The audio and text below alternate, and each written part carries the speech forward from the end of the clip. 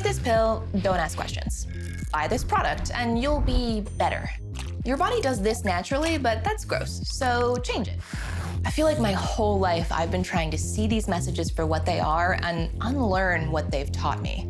And yet here I am, 2 master's degrees deep into adulthood, still feeling like so much of what happens to my body is out of my control. And when I ask the question, which I always do, isn't it just supposed to do that? Or why is this the way it is? The answer, most of the time, is we don't know.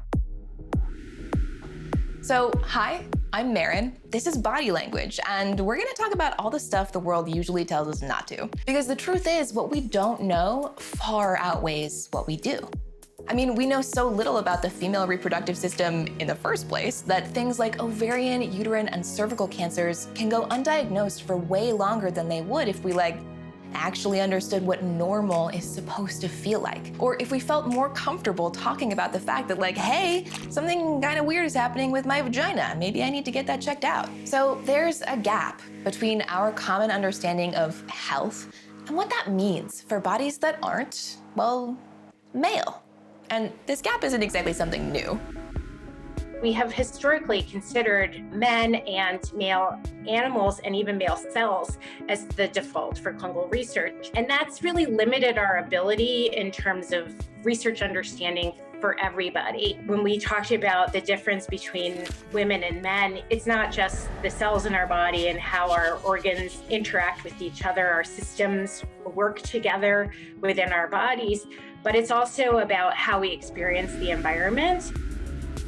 See, medicine has historically seen women as reproductive bodies more than anything else. This is a phenomenon sometimes called bikini medicine.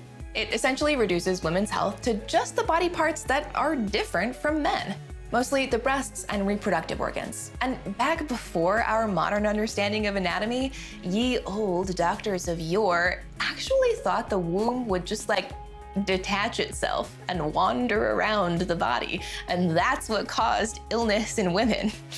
Really scientific thinking there, guys. But seriously, medical misinformation like that was used for centuries to support the idea that things like menstruation and pregnancy made women the weaker, inferior sex, things that were reflected in society.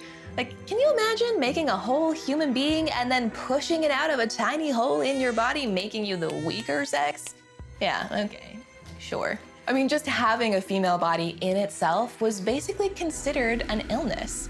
Take the term hysteria. It first appeared about 4,000 years ago in ancient Egypt, and over the centuries it became a catch-all term for women's pain that doctors couldn't diagnose medically.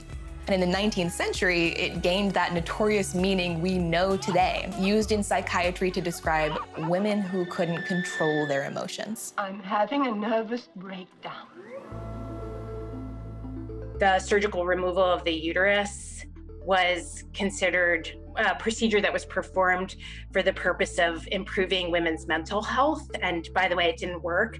However, the word for surgical removal of the uterus today is still hysterectomy, and it comes from that idea of hysteria being related to women's reproductive organs. And while the term hysteria is rarely used in medical settings today, we do still see the echoes of it. This bias is maybe most obvious in how clinical trials have typically been conducted. Clinical trials are where we get our most important scientific knowledge about how medicines or surgeries will affect the human body. And for most of medical history, researchers only ever tested stuff on men, which once again seems like the opposite of scientific thinking, but go off, I guess.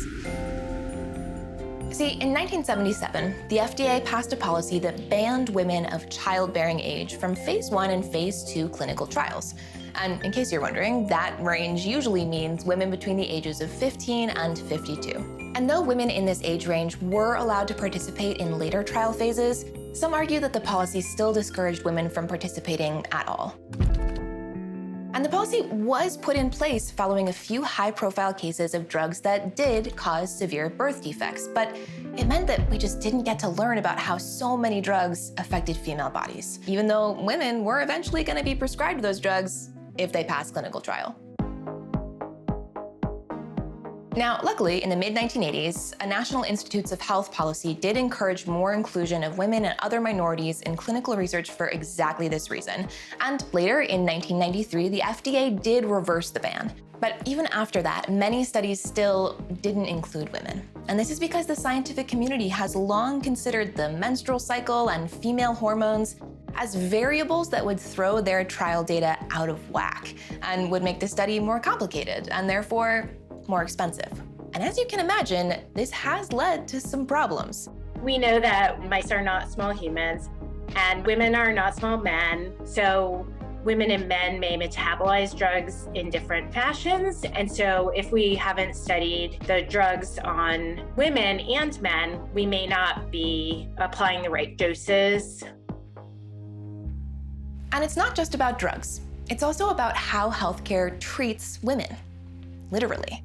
Women are more likely to experience delays between the onset of symptoms and a diagnosis. And that's for all kinds of issues, including many kinds of cancers. And this is in part because their symptoms are still being attributed to stress, which sounds a lot like modern-day hysteria. The thing that's really dangerous about this idea that mental health in women is somehow related to their anatomy is that it's led to the dismissal of women's health conditions. When we've gone back and looked in more depth at some of the conditions that have been traditionally thought of as in women's heads, there's actually a physiologic basis for many of these conditions. One of those conditions Dr. Temkin is talking about is endometriosis. That's when the lining of the uterus, or the endometrium, grows outside the uterus, into the pelvis and abdomen, which can cause a lot of pain. And even though 1 in 10 people with a uterus struggle with this condition, we don't know what causes it, or really how to treat it effectively.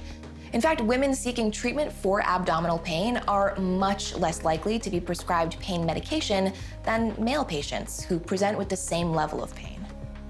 They often go from provider to provider and wait years to get a diagnosis or treatment because their physical symptoms of pain are dismissed as in their heads. And this is an even bigger problem for those from minority groups. Like, one study found that Black women have an even more difficult time getting diagnosed with endometriosis than their white peers. Lower income women have less access to healthcare in the first place, and studies show they are less likely to receive important preventative care, like mammograms. Trans women and non-straight women are less likely to receive the care they need because providers don't receive training on how to properly treat them. The way that we interact with the healthcare system can be different based upon some of our social conditions, such as gender, age, race, ethnicity, ability, your socioeconomic status. All of these things really intersect with our communities, our environment, and the healthcare system to determine how we respond to interventions and how we respond to treatments and how well we live and how we experience side effects.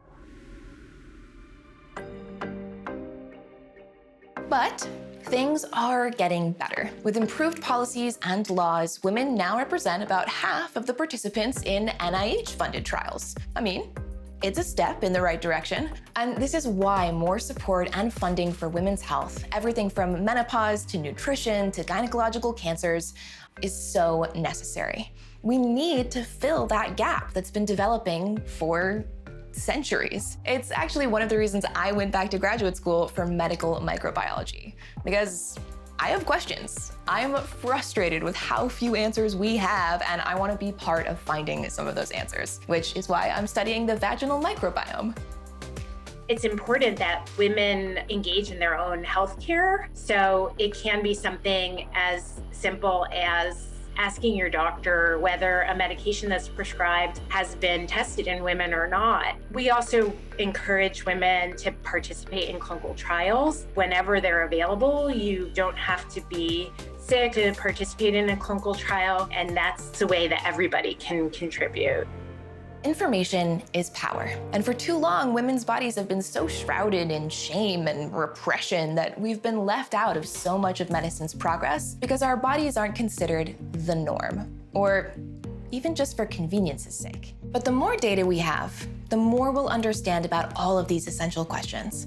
Like, what kind of birth control do you need? how is it gonna affect your specific body? Or how can you understand your own menstrual cycle to take more control of your health? So, in this new series, I hope we can all get a little more comfy with asking some of those questions. And I'm so excited that you're along for the ride as we explore the answers we do have and highlight the places where we need a little more work. Our bodies are awesome, and I hope you think so too. Thank you so much for watching Seeker's new series, Body Language. I hope you enjoyed this video. If there's another women's health topic you want us to cover, leave it for us in a comment, and I'll see you next time.